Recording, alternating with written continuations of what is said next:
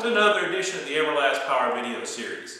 Today we're going to be looking at the PowerArc 140ST and the actual setup, adjustment, and function of the welder. As we discussed last time, the PowerArc 140ST is a basic DC output stick TIG welder. Now it's excellent for porting around, carrying to the job site, or working on any kind of small, simple fabrication or repair project. Let's take a minute to discuss the difference between this welder, the PowerArc 140ST, and your typical transformer welder for your home shop or hobbyist. If you go by your local hardware store or even your local welding supply store, most of your inexpensive or low-end transformer welders are going to have what's known as a tap setting. Now, a tap setting is a stop setting where you can adjust your amperage, but you have no fine control in between the amperage ranges that the factory pre-selects for you. That means you may go from 80 to 100 amps or 100 to 120 amps. Well, the problem is, of course, what do you do about those 20 amps in between? When you're welding, 20 amps makes a lot of difference. So you may be welding too hot on one setting and too cold on another. The amperage range for the PowerArc 140 is from 10 to 140 amps. Don't be alarmed if it shows an amp over or amp under when you turn it on at your minimum or maximum setting. That's normal because it's an analog machine. Now we're going to take it and we're going to turn the knob very gradually. As it goes up, it's going to go amp by amp. You're going to see the amperage go up gradually. I don't have to turn it very much to make a fine adjustment in the amperage amount. Now I'm going to turn it all the way up to 140. And then I'm going to start turning it down on the other end. You can see it just gradually decrease as I turn it. If I want 100 amps, I can hit it right on 100 amps. I'm going to take a quick look at how to set up the welder. Now it's a very basic, simple welder to set up, but we're going to go over the few basic controls that it has so that you'll be familiar with it and you'll understand how easy it is to get started. As you can see, this is the rear of the unit. Very basic, very simple design. Nothing here except for a power cord and your power switch, which should light up as soon as you turn it on.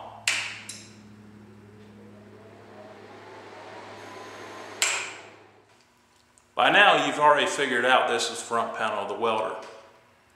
As you can see, the controls are very simple. This is your digital display. This is your amp control knob. Your amps will be reflected into the display window and you'll be able to see them increase or decrease as you cycle your amp control knob up or down. This is your stick or lift TIG function selector. Simply turn it to the left to select for lift TIG or to the right to select for stick. Your on indicator. Anytime the unit is powered on, this light should come on automatically, and it may remain on as a normal part of operation for a few seconds after the unit has been shut down. Now this is your duty cycle light.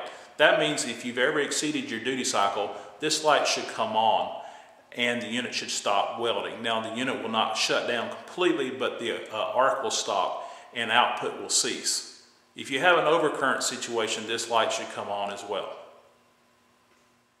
We've pulled the camera focus back a little bit so you can see the lower part of the panel where your output terminals are located. The right side, indicated by the positive mark, is your positive side. And of course, the left side is going to be your negative with the negative symbol up here. Stick operation, typically you're going to always weld with the torch in the electrode positive position. That means you hook your welding torch into the right side, which has the positive connector. Some old books and some old timers may refer to this as reverse polarity. That's a standard term in the welding industry. But you're also going to see it referred to as DCEP. It means direct current electrode positive. Anytime you think of the recommendation, it's always referring to the torch polarity, not your ground clamp, or some people call it your work clamp. Of course, if your torch is in the positive polarity, your negative will automatically go work clamp. And welding TIG, be sure to check your polarity. You should have your torch located in the negative terminal. This is just the opposite of stick welding, so when you're changing from stick to TIG or TIG to stick, you need to make sure that you have changed your polarity. Always remember that your polarity for stick will be positive with the torch and negative for TIG. We're going to begin with an open root weld using the 6010 and 6011, comparing them side by side. Both the 6010 and the 6011 rods are excellent for use in the industry. The 6011 gains favor in the general public because of its ease of weld with paint or rust or any kind of contaminating substance on the surface of the weld. The 6010 is a little harder driving rod, and it doesn't have the arc stability that the 6011 does.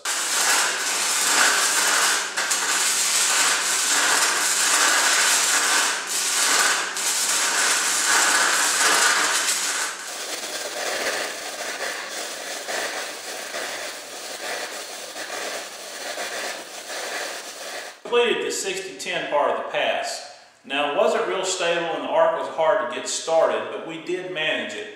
You're going to have to turn the amps up a little bit more to get the proper penetration and the arc stability than you would with the 6011.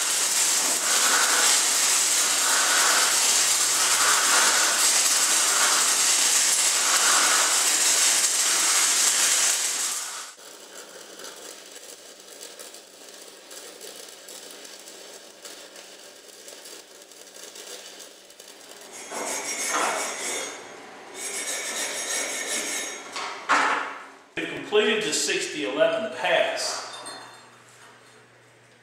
Pass started right here and we ended right here. Now the overall weld appearance is not a lot different, but the weld bead is much closer stacked together. It's a lot better as far as the smoothness and the penetration. As you can see in the video, the arc was much more stable as well. The 7014 is an excellent choice for any kind of fabrication.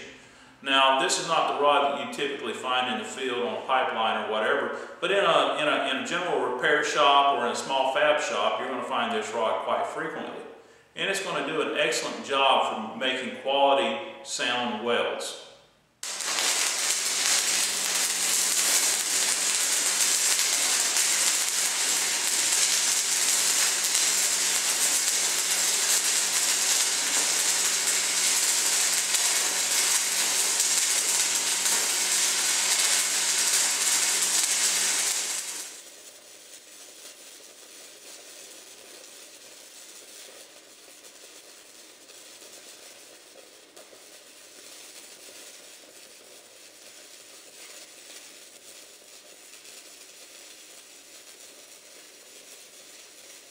At a close look, you can see the slag actually peeling up from the weld itself.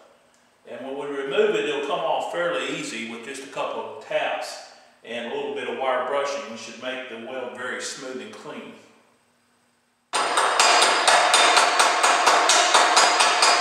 It's the 7014 weld. As you can see, the ripples are very smooth, very fine. It's a real smooth flowing rod. Now, this is a 1/8 inch rod that we've used on the second pass here. So you can see how nice it feels on both sides, even with a 120 volt setting. For our final pass today, we're going to use the 7018. The 7018 is a commercial structural rod which is used throughout the United States because of its low hydrogen content. It's called a low hydrogen rod because it has a very low moisture content in the rod flux coating.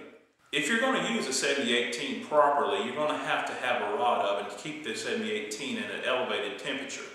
This keeps the water at bay and the moisture from ingressing into the rod. If you don't have a rod oven, a 7018 is going to be a limited value, and it's better to go back to the 7014, which has no such concern.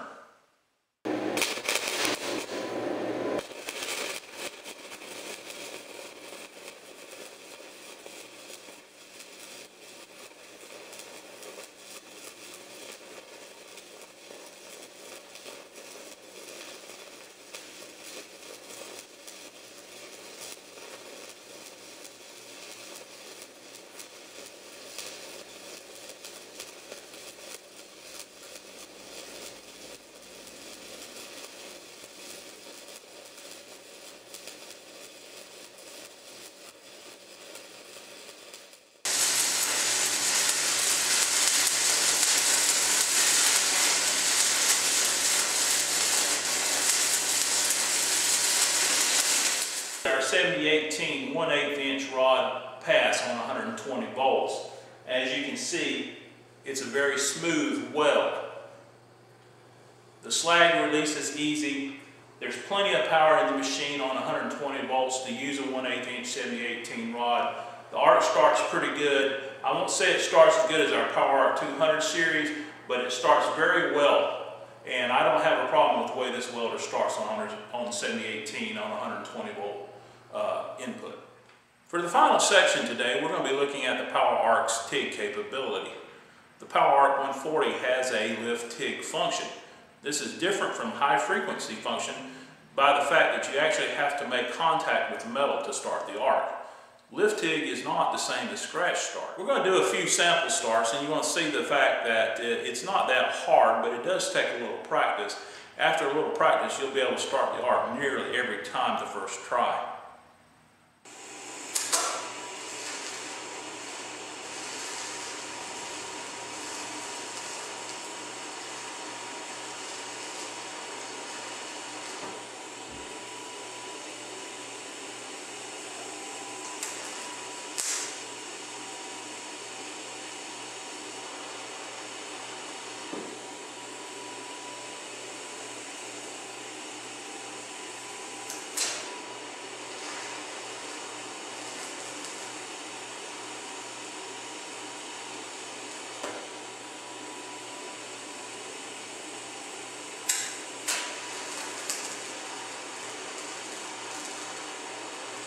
I'll run an open root pass to begin with, and we're going to maybe stack one or two welds. We're not going to weld it all the way out, but you'll be able to get the idea of how well the unit welds.